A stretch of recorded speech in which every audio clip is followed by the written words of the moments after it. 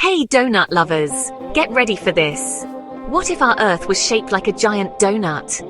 Can you even imagine? A planet with a big hole in the middle. First, think about gravity. It would be super strange.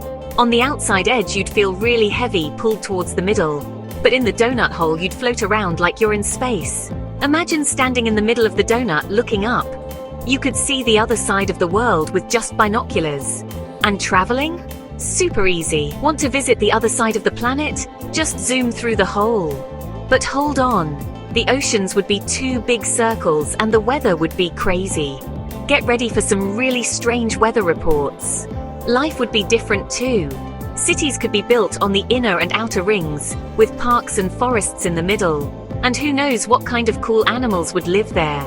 So, next time you eat a donut, think about a whole planet shaped like one. It's a fun thing to think about, and it shows how amazing and strange our universe can be. Stay curious, and keep using your imagination.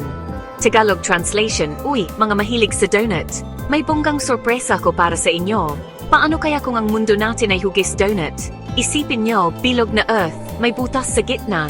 Una sa lahat, ang gravity, parang di natin maintindihan. Sa gilid, pakiramdam mo ang bigat-bigat mo, hihilahin ka punta sa gitna. Pero sa butas, lilipad ka na parang astronaut.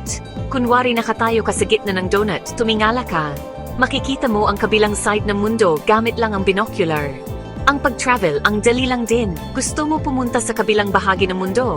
Dadaan ka lang sa butas. Pero teka muna, ang mga dagat, magiging dalawang malaking bilog at ang panahon, siguradong magugulo. Asahan nyo ang kakaibang mga balita tungkol sa weather.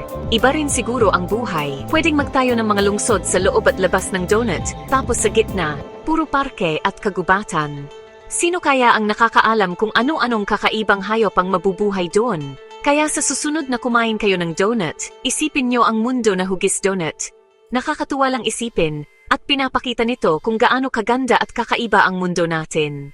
Lagi kayong maging curious, at gamitin ang inyong imahinasyon.